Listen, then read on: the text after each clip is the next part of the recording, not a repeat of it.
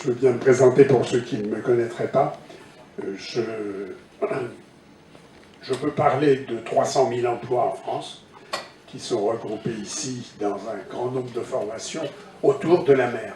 Alors elle fait peur, et sachez que sur les 300 000 emplois, il n'y en a pas 40 000 qui vont en mer.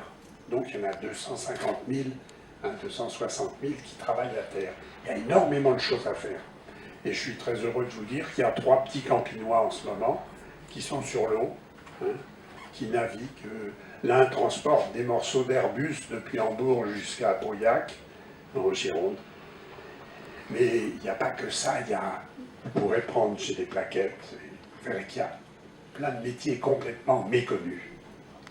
Merci. Deux, trois mots sur la thématique logement. Donc je vais reprendre un peu les propos de la dame de Pôle emploi. Effectivement, il ne suffit pas d'avoir besoin tout de suite d'un appartement, notamment pour les jeunes qui sont là, parce que je crois qu'ils sont très très jeunes, ou d'avoir un premier emploi pour demander un logement.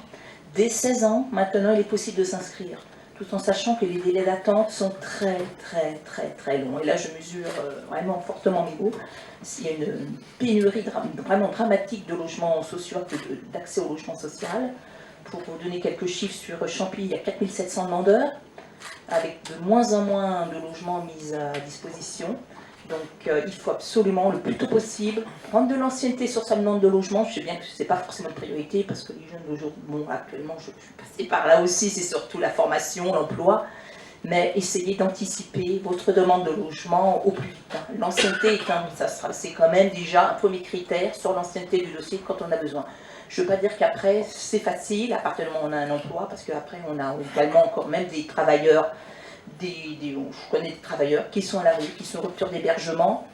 Et bon, c'est pas facile, mais venez déjà vous inscrire comme demandeur de logement. Et après, c'est vrai que c'est une bataille à mener pour qu'il y ait sur Champigny, que continue à avoir sur Champigny des moyens pour pouvoir construire du logement social. Parce que ce n'est pas le cas dans toutes les villes qui nous entourent.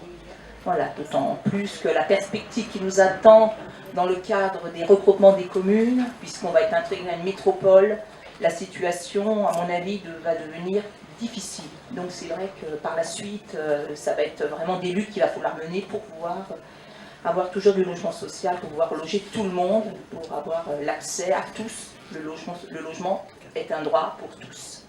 Voilà, donc n'hésitez pas, on est à votre disposition là avec des dossiers à constituer, même si vous n'avez pas de ressources. Étudiants, voilà, 16 ans, c'est le premier critère déjà pour pouvoir s'inscrire. Voilà. On les attend à la table avec mon collègue Monsieur Brousse du service logement. Et même après, on est encore à disposition auprès de vous, donc au sein du service logement à la mairie. Voilà. Alors donc Nicolas Reboul, je représente la direction des sports en fait à la mairie de Champigny. Je suis responsable de l'animation sportive. Donc, je suis là pour vous écouter, mais aussi pour vous aider, vous accompagner. Je suis régulièrement tuteur, ou moi ou mes collègues, de jeunes stagiaires via des organismes pour des emplois dans le sport.